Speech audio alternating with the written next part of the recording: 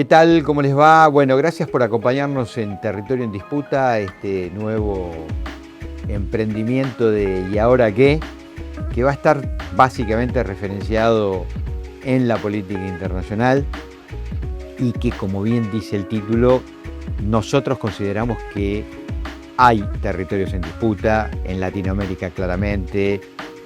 No sabemos si este avance de las ultraderechas va a ser algo definitivo, si tiene que ver con estas contradicciones que estamos viviendo, con estos nuevos fenómenos comunicacionales. También hay territorios en disputa en el Oriente Medio, cómo quedó parada la relación entre Estados Unidos y sus socios del Oriente con el conflicto que mantuvieron desde el 28 de febrero con Irán. Ese es un territorio en disputa. Otro territorio en disputa claramente es Europa, la Europa occidental, la Europa capitalista de posguerra, que no sabemos cómo se va a posicionar frente a la ofensiva de Estados Unidos para que incremente su gasto militar, si va a tener un proceso propio de defensa, una política propia de defensa, como insinúa el canciller alemán, si va a quedar plegada a los dictados de la OTAN, si va a tratar de interactuar con China de otra manera, qué relación va a tener China con el resto de Occidente y también, una vez más, vuelvo a Latinoamérica. Son todos territorios en disputa que iremos despejando en las distintas conversaciones que tengamos aquí en Ahora qué, aquí en Territorio en Disputa. Hoy vamos a grabar, a propósito de todo esto, con Oscar Laborde. Él fue intendente de Avellaneda, embajador de la Argentina en Venezuela, es un gran conocedor de la política latinoamericana y, en particular, a través de sus nuevas iniciativas en la consultoría, está mirando muy de cerca todo el fenómeno chino. En un minuto con Oscar Laborde. Oscar, muchas gracias por habernos visitado hoy. Esto es Territorio en Disputa. Tenés el privilegio o el castigo de visitarnos como primer visitante, así que te volvemos a agradecer tu presencia. Tenés una vasta trayectoria política y también de política internacional, como signo distintivo tu paso por la Embajada Argentina en Venezuela, y como trabajo territorial, por lo menos yo distingo tu paso en la Intendencia de Avellaneda, que bueno, es un distrito muy importante en la Argentina. Y entonces, en calidad de tu mirada internacional, de haber estado en un país con mucho conflicto, sobre todo provocado desde el exterior, con interferencias cada vez más evidentes, queríamos una primera valoración tuya acerca del proceso que está viviendo hoy Latinoamérica, su relacionamiento con el imperio, con un imperio que parece ser, da la impresión, sobre todo lo estoy diciendo por Estados Unidos, desde el tropiezo que tuvo en la incursión del Oriente Medio el 28 de febrero y sus consecuencias. Bueno, por lo menos lectura mía, pareciera ser que se recostaría en su patio trasero, ¿no? Como reaseguro, y también que la operación del 28 de febrero tuvo una primera escala el 3 de enero para reagruparse de fuerzas y de fuentes energéticas y después largar la ofensiva del Oriente Medio, que, insisto, a todas luces pareciera haber quedado trunca, ¿no? Pero bueno, nos interesa el reposicionamiento en ese escenario de Latinoamérica. Bueno, gracias por la invitación, que les vaya bien con el proceso, con el programa. Me parece que es muy adecuado el tema de territorio en disputa, ¿no? Y para meternos en América Latina, hay una simplificación en tratar de sacar, a partir de 2, 3, 4 hechos, una tendencia. Entonces, triunfa la derecha ahora, de las últimas 10 elecciones, en 8 triunfa la derecha y la ultraderecha. Entonces uno diría, bueno, ya no está más en disputa, ahora la ultraderecha se prepara a avanzar de manera irreversible. Yo diría, yo tengo otra lectura. No, de 10 elecciones, 7 ganó la oposición, que es de derecha, pero 7 ganó la oposición. ¿Podemos repasarlas, te parece? Chile, claramente, Bolivia, Chile, Argentina, Argentina, Brasil, Perú, Ecuador, Honduras, Colombia, alguna de Centroamérica, Panamá. Pero si yo me voy un poco más atrás, del 2019 al 2023, de 7 elecciones, 6 gana la centroizquierda, ¿no? Que en aquel momento era Argentina, Brasil, Uruguay, Chile, Bolivia, México. Entonces, y eran oposición. Entonces, de 7 ganó la centroizquierda, pero en realidad de 7, 6 ganó la oposición. Y ahora de 10 gana la ultraderecha 8, pero en realidad 7 gana la oposición. Entonces, ¿cuál es la tendencia? Que cuando hay 2 elecciones que gana el progresismo, se viene una ola progresista, y cuando hay 3 elecciones que gana el trampismo, se viene el trampismo. No. Gana el que pierde y pierde el que gana. Los que pierden son los gobiernos. Pareciera que está difícil gobernar, digamos. Y los que ganan son la oposición. Entonces, yo creo que efectivamente América Latina está en disputa. Sí, claro, hubo un momento virtuoso, próspero, hasta el 2016, yo diría. La destitución de Dilma tal vez sea el momento. Para vos es un punto de inflexión. La derrota, digamos, de peronismo con Macri, claro, y la destitución de Dilma. Pero bueno, en aquel momento también ya parecía que se había acabado ese paréntesis en la historia, que era del 99 Chávez, digo, hasta lo de Dilma, y que venía una ola conservadora, me acuerdo que hubo que discutir eso, y después parecía que había una segunda etapa, una primavera progresista, y de ahora parece, entonces, no, lo consecuente, lo permanente es la disputa. Se gana y se pierde, se pierde y se gana. Porque en estas últimas... Puedo decir que acertamos entonces con el nombre, está bien. Está muy bien, claro. No le erramos, o sea, no ves una dirección unívoca, no. Seguís pensando que las contradicciones pueden... Claro, los primeros datos parecerían que sí, si uno, digamos, profundiza un poco, no. ¿Por qué? Porque, y el que pierde gana, el que gana pierde. Pedro Castillo se le dio un golpe de Estado, y el candidato de Pedro Castillo perdió por 22.000 votos en 22 millones de votos. Ahora ahí voy enriqueciendo tu análisis en la medida de lo posible. Pues fíjate 2 aspectos, ¿no?, de lo que estás señalando.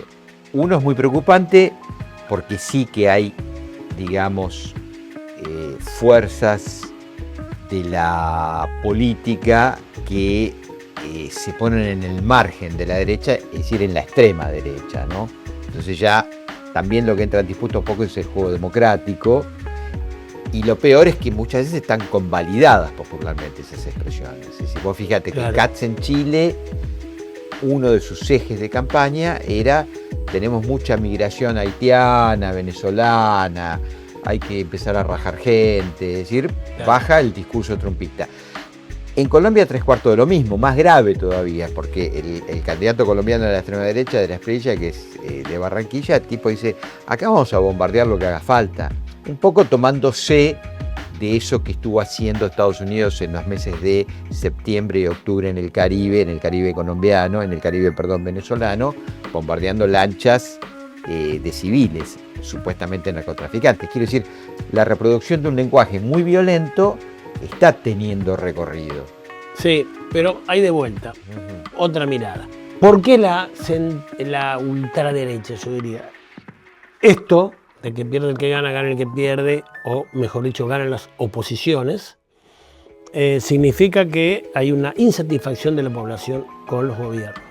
No debe haber un pueblo en toda América Latina que está conforme con el gobierno que tiene. Tal vez México, puede ser, ojalá Brasil. Ojalá Brasil. Entonces, la centroizquierda, el progresismo, el populismo, incumplió su promesa. Incumplió. ¿Cuál es el primer motivo por el que gana Milei en Argentina? Por el mal gobierno de Alberto Fernández. Parecía que aquella primera etapa así virtuosa, que fue una época, hasta el 2015, necesitaba no volver a hacer lo mismo, porque lo que se hizo ya está hecho. Necesitaba la audacia de una segunda transformación, un segundo capítulo, un segundo momento, un segundo piso, y por más. Por otro lado, la centroderecha, que también le va mal, ¿no? Macri, a Piñera, a Katz, hay que ver cómo le va a Katz. Porque te digo, si yo... Ya empezó a tener dificultades, ¿no? Se bajó el 25% en la consideración de cómo lo mira la sociedad. Entonces, ante la incapacidad o la falta de voluntad, ya veremos eso, del progresismo, y la imposibilidad de la centro derecha de imponer un modelo que es inviable. Aparece una ultraderecha, aparece lo disruptivo. Sí, es un fenómeno nuevo que lo disruptivo viene por ultraderecha, ¿no? Pero eso no es mal, no puede imponer un proyecto de ultraderecha virtuoso y por mucho tiempo, ¿no? Que sea sustentable. Ahora ahí, Oscar, hay un punto que por ahí estaría interesante pensarlo, repensarlo. Se está hablando, este servidor lo dice desde el minuto cero que ganó Milei.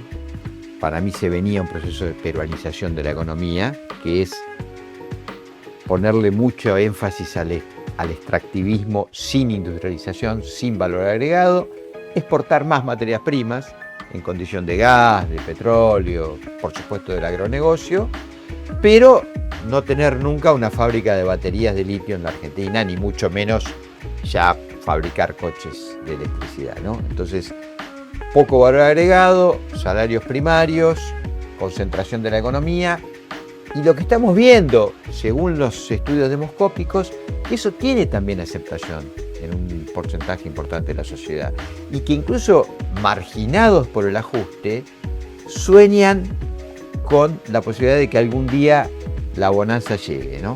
Es decir, eso finalmente, vos fíjate, un gobierno profundamente ajustador como el de Milei, bueno, punto más, punto menos, le da 35, 40 puntos de aprobación y el tipo se mueve en esos márgenes en, insisto, un modelo económico muy concentrado y con mucha gente afuera del sistema. Entonces la pregunta concreta es, ¿no será que también esos procesos tienen, comillas, peligro de consolidarse? Sí, yo lo veo. ¿No lo ves? No, creo que el proyecto de la derecha está clara. Está clara la derecha en cómo lo plantea, lo ha anticipado. Le está costando implementarlo, insisto, Macri perdió, Bolsonaro perdió. En Colombia se pierde por muy poco y efectivamente queda armada una oposición muy importante. En Perú se le tuvo que dar un golpe a Pedro Castillo y ahora Morales está llamando a la desobediencia civil y con una fuerza que yo creo que le va a costar al nuevo presidente. Entonces, la intención de la derecha es esa. Está claro eso, y nunca tan evidente y tan descarada como ahora. El problema es la falta de alternativa. Yo decía, esta centroizquierda, por decimos, peronismo. ¿Qué tiene que plantear para eso? Una alternativa nacional, digamos, ¿no? Nacional, popular, en cada país se lo llama de manera diferente. Tiene que proponer una transformación. Porque ellos son brutales, ¿no? Esta peronización que vos también hablás es una cosa grave, ¿no? Porque es decir, una élite muy, digamos, concentrada, muy enriquecida y la gran mayoría del pueblo empobrecido. Ellos quieren imponer ese modelo. Ahora, ¿cuál es nuestro modelo? Porque ha aparecido en la Argentina una novedad, y en parte tuvo que ver el gobierno de Néstor y luego el de Cristina con el tema de vaca muerta. Aparece el tema del fracking en petróleo como una alternativa. Es decir, a lo habitual extractivo que era el agro, se le agrega minería, gas y oil, ¿no? Eso debería ser una buena noticia para nosotros. Es otro PBI, ¿eh? Es otro PBI que tenés. Entonces, por eso digo, el peligro de que le cierre, vos fíjate que el gran ordenador de la política argentina, al ser un país bimonetario, es el dólar. Es un tema que también nuestros gobiernos más populares lo han tenido como bandera. Fíjate que Néstor Kirchner le tenía un ojo encima al tema del tipo de cambio. Sí, claro. Como gran ordenador de la política y de la sociedad argentina. Y bueno, esa afluencia de dólares en función de esto que vos estás marcando, pareciera que le permite cerrar cierta gobernabilidad. Por eso, de vuelta, hay que ver, ¿no? Sí, claro. Es decir, es en disputa el asunto. Es en disputa, ¿por qué? Porque el movimiento popular no debería entristecerse porque aparece litio, otros minerales, tierras raras, más petróleo, gas. Debería pensar cómo hace para, con esa nueva riqueza, hace crecer el país y mejorar las condiciones de vida del pueblo. Sí. Entonces no se escucha, lamentablemente, nuestra dirigencia muy preocupada en pelearse el uno con el otro, un gran drama, ¿no? No aparece decir, bueno, sí, está bien, yo con esto voy a hacer esto para el país. Sí. Los otros sí te dicen, no, bueno, acá la Constitución del 94 fue una tragedia en el sentido que le dio un poder a las provincias sobre los recursos que tiene es muy grande, ¿no? Corremos Sí. el riesgo de la desintegración. Ahora, no aparece de vuelta del otro lado en esta disputa, lo que nos está faltando, está enflaquecida en Argentina en esta disputa la propuesta diferente, Sí. antagónica, popular, ¿no? Y eso va a tener que aparecer. Sí. Vos lo planteás desde el antagonismo, claramente, y ahí quiero ir. Cuando vos tenés un gobierno, por ejemplo, como el de Milei, que está tan parado en la extrema derecha, ¿crees que hay que pararse precisamente en el otro parámetro del tablero político? Es decir, radicalmente opuesto o, como se dice muchas veces, comprarle al enemigo ciertos marcos, qué sé yo, por ejemplo, están los que te dicen, bueno, mirá, no discutamos más el déficit fiscal, incluso asumámoslo como bandera, porque bueno, al final la gente da por bueno que tenés que tener las cuentas ordenadas. Es decir, pues hay que comprar algo de este proceso. Por ejemplo, lo decía Aníbal Fernández del otro en un reportaje que corrió mucho por redes, ¿no? Que dijo, bueno, yo no cambiaría mucho de algunas cosas que Milei ha hecho, pues es un horror, ¿no? Pero no importa. Un horror, sí. El déficit fiscal, digamos, primero, el equilibrio fiscal, por ejemplo, era una de las grandes banderas de Néstor, ¿no? Te acordás los superávit gemelos. Yo no sé cuándo nosotros nos enamoramos del déficit, nosotros, el peronismo, el movimiento popular, no sé. Pensé que es un error. En algún momento nos enamoramos, ¿no? Porque... Sí, nos enamoramos, entonces me parece, y lo reivindicamos, ¿no? Hay dos cosas que te quiero decir. Una es, el equilibrio fiscal fue una de las virtudes que le permitió al gobierno de Néstor y al primer gobierno que tiene prosperar. Y es así. Excepcionalmente puede apelarse al déficit, excepcionalmente. Pero segundo, lo que nos ha ganado la discusión en la derecha es que creemos que el equilibrio fiscal se produce cuando se bajan los gastos. Como todos sabemos, el presupuesto se integra de dos cosas, lo que se gasta, pero antes de eso lo que se recauda. Entonces esa cosa tan simple y que no la podemos contestar equivocadamente nuestro dirigente, no hay plata. No, amigos, hay gente que se ha enriquecido. Entonces acá no hay que hablar qué hacer con la pobreza, hay que pensar qué hacer con la riqueza. Entonces sí, claro que necesitamos un antagonismo, porque naturalmente la gente para una cosa similar no va a votar a Milei. Y lo que se necesita es hacer todo lo contrario. La gente no vota fotocopias. Y no vota, pero es así. Entonces, vota auténtico. Vos fijate, nosotros dijimos, bueno, vamos a perder con Scioli, pero va a estar Larreta, que es medio parecido. Mentira. La gente vota el antagonismo. Si está en contra de algo, justamente vota lo antagónico. Sí. Mencionabas Colombia. Colombia no gana ni siquiera el uribismo, que es la derecha dura. Gana la ultraderecha, es más antagonista. No gana Rodríguez Larreta, ni siquiera Patricia Bullrich, gana Milei. Apoyándose en Colombia, digo, para recuperar el escenario internacional, en figuras como Milei, como Trump, claro. Haciendo exégesis de esas figuras. Claro. El que disputa con Lula es Bolsonaro, no es un demócrata. Entonces acá lo que va es el antagonismo, el que gana en Chile, no es ni siquiera la derecha piñerista, gana la ultraderecha. Entonces la derecha sí aprendió que lo que hay que hacer es antagonizar con lo que la gente está molesta. La gente no quiere mejorar un poquitín. Claro, al no haber alternativa política por nuestras peleas y al no haber una propuesta programática alternativa, bueno, nosotros decimos todo lo que hace mal Milei. Muy bien, ya te entendí. ¿Y nosotros qué hacemos? No, está muy mal lo que hace Milei. Bueno, sí, no, ya te entendí, pero y no somos capaces de hacer una propuesta alternativa. Sí. La única alternativa, si es el que pudiera llamar, es Aníbal Fernández diciendo que hay que repetir. Horrible. Porque eso, por supuesto, se dan reír de esa propuesta, ¿no? Pero la gente para eso va a continuar con los que la impusieron. Obvio. Ahora, hay cosas que sí hay que tener en cuenta, que no son estructurales, que tienen que ver, sí, con errores nuestros. El equilibrio fiscal en contra del déficit era un error nuestro. Nunca nos tenemos que haber enamorado del déficit. 1 año, 2 años, pandemia, un momento, hay que emitir, sí. Ahora, emitir y tener déficit como política, eso lo puede hacer Estados Unidos, que tiene la maquinita. Y volviendo al escenario internacional, quería consultarte por una de las primeras medidas de Milei, si no fue de las primeras, por ahí lo tenés más en tu cabeza, que fue retirarnos de los BRICS, es decir, no estábamos incorporados formalmente, sí estábamos aceptados, había, después te diría, un camino burocrático, completar los papeles si querés, pero ya el marco político estaba resuelto. ¿Qué significó eso para la Argentina? Un error gravísimo para el país y una concepción muy clara de Milei que tenía que hacer todo lo que le diga el imperio. Todo esto que hablamos hay que enmarcarlo en lo principal de la política internacional, que es la decadencia y el declive del imperio, ¿no? Es decir, lo principal que pasa en la política internacional en el mundo es que Estados Unidos está en declive, está en decadencia, evidentemente hasta su presidente demuestra la decadencia de un imperio que fue, digamos, presuntuoso, y un declive. El acuerdo que llegó con Irán es muy malo, es peor que antes de la guerra. Entonces, atarnos... Un pequeño comentario, así le damos la última hora de actualidad. Pareciera ser que en estas horas, cuando nosotros estamos grabando, recrudece el conflicto. Hay una declaración muy dura de Trump en Ankara, en la reunión de la OTAN, diciendo que el acuerdo estaba terminado y que volvían las hostilidades. Pero bueno, es para que... Sí, lo habrá dicho por cartoseaba vez, digamos. Sí, más o menos.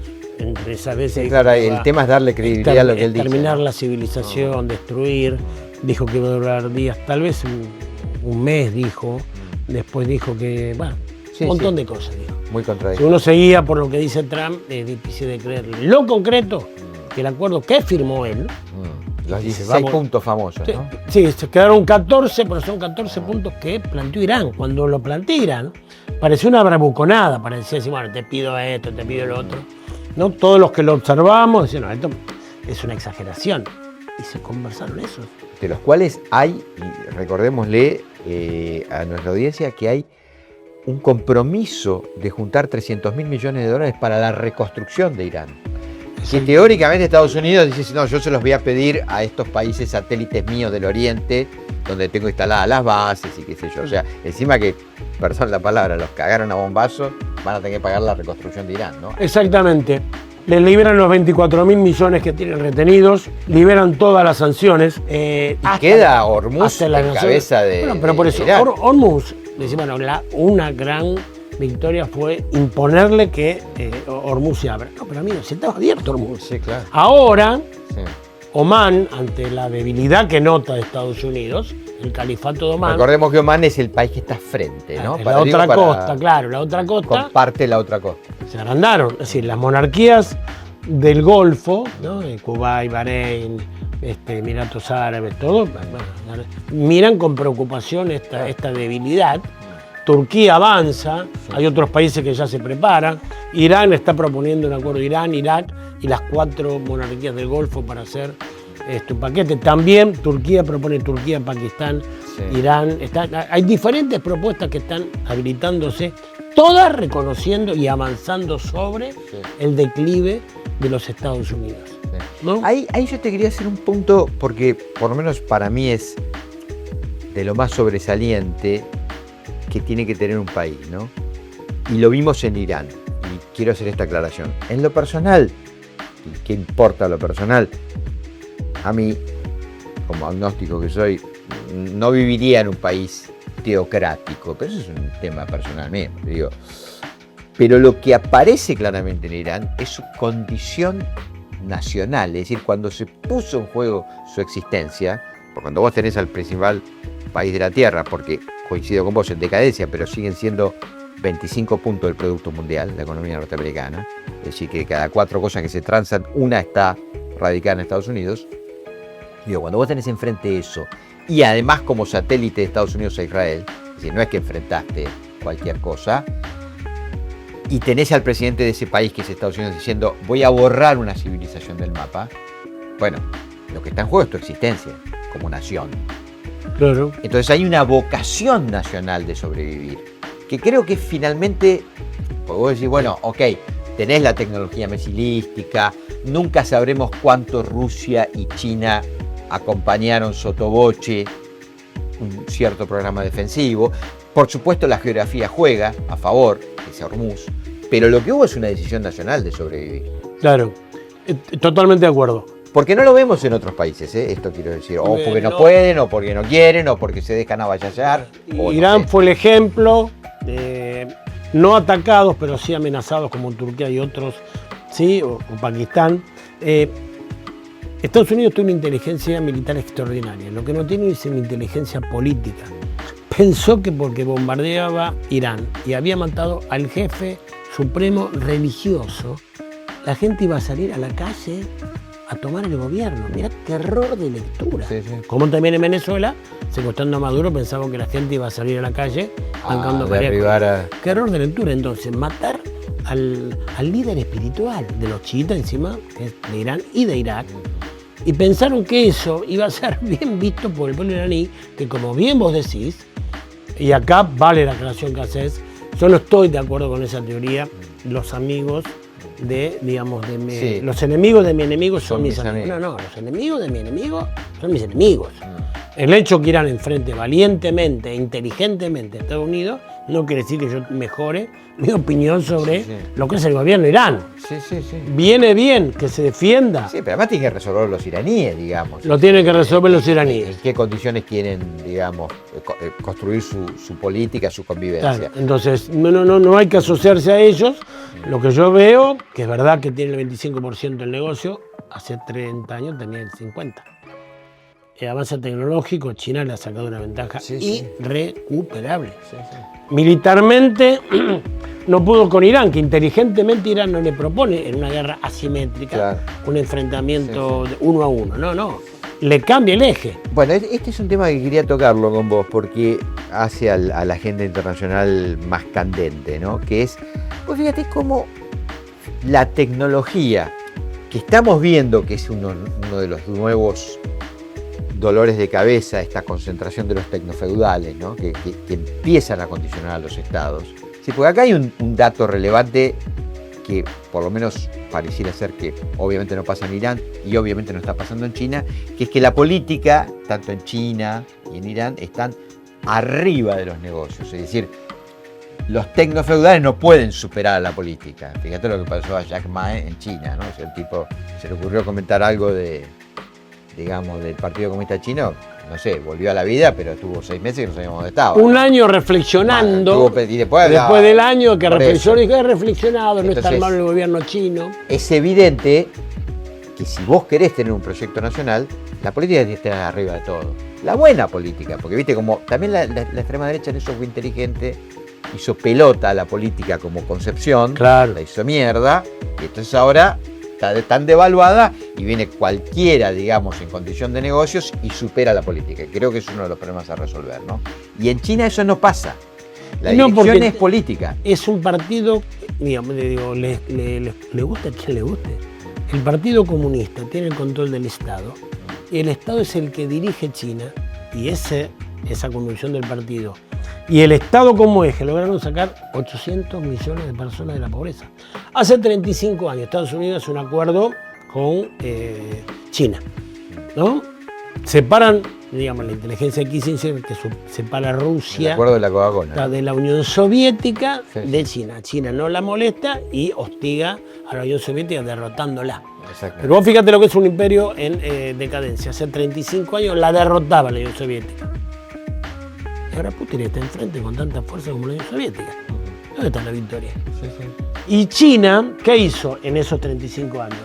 Mientras Estados Unidos tenía los millonarios, se hacían ultramillonarios, copados además por lo tecnológico, y se empobrecía la sociedad, engordaba, se empobrecía. China lo que hace, produce un avance de infraestructura, tecnología extraordinario, haciendo el mismo acuerdo. Del mismo acuerdo, China está donde está porque el Estado organiza y la voracidad de los concentrados en la economía y ahora los Big Tech los lleva a donde los lleva. E Irán hace una elección inteligente y dice, no, te voy a pelear mano a mano. Yo te voy a bombardear Bahrein, te voy a cerrar el estrecho de Hormuz, claro, eso quería te voy a meter el petróleo. Yo me fui con la reflexión china, pero finalmente, y para cerrar, porque estamos sobre el tiempo, pero quería una reflexión tuya final acerca de esto. Vos fíjate cómo la tecnología, insisto, que pareciera que en cabeza de los tecnofeudales nos van a someter y a dominar, bueno, cuando eso derrama y te lo toma un Estado como Irán para enfrentar a la superpotencia, termina jugando como un factor de igualdad, porque todos sabemos que los seguimientos satelitales, las precisiones que ha tenido Irán para doblegar y para contraatacar, fueron producto de esta inteligencia artificial también. Es decir, ellos también se valieron de esta tecnología. Claro, y los chinos en eso le sacaron una ventaja, te insisto, irrecuperable, ¿no? Y tiene que ver con la apuesta sostenida de un Estado, porque hay inversiones que hace un Estado, hay subsidios que hace un Estado, que no te lo hace un privado. Claro. El privado, lógicamente, Sí, busca su ganancia a cualquier precio, La rentabilidad. pero mientras Peter Thiel dice que la democracia no va más y que el mundo tiene que esperar la llegada del anticristo, los chinos te hablan de un destino compartido. Y lo hacen con Rusia. Vos fíjate, ¿cómo está el mundo? Es un desastre. No estoy de acuerdo. En Oriente no está mal. Yo si lo miro de Occidente, sí, es un desastre, guerra. No acompañan a Estados Unidos su salida de la OTAN. ¿No? Las monarquías del Golfo, por supuesto, se han arrepentido de haber asociado. ¿Cómo está China? China. ¿Cómo está la ASEAN, que es el sudeste asiático sin China? ¿Cómo está la cooperación de Shanghái? Y por eso y la respuesta fue horrible no haber entrado a los BRICS. Los BRICS, los bancos, los BRICS, la Organización de la Cooperación de Shanghái. Eso, el Oriente está fluyendo y ya se viene hacia Medio Oriente. Turquía está comprendiendo eso, Pakistán se ha sumado a esa lógica, donde cada país se tiene que arreglar adentro de cada país. Pero hay un destino compartido y eso es lo que va a salvar al mundo. Yo estoy viajando por mi trabajo, tengo una consultora, bastante a China. Te vas con la convicción de que los chinos van a salvar al mundo. Y no porque a los chinos le preocupen mucho al mundo, sino porque le preocupan a ellos. Claro, vos decís que la propia necesidad de su expansión tiene que ver con cierta armonía. Equilibrio, armonía, Claro. crecimiento de lo demás para conseguir muchos datos y abaratar los costos y mejorar digamos, la información que tengo que tener. Y eso va encaminado. Y si vos lo miras hace 3, hace 5, hace 7, hace 10, tiene solamente una tendencia. ¿No? Digamos. Bueno, Jar, muchas gracias por tu visita. Gracias por la invitación, Y la verdad. vamos a seguir conversando porque en esta agenda de la disputa, del territorio de disputa, quedan muchos flecos abiertos. Gracias nuevamente, Oscar. Gracias Laborde por la con nosotros invitación. en Territorio de Disputa. Muchísimas gracias por acompañarnos.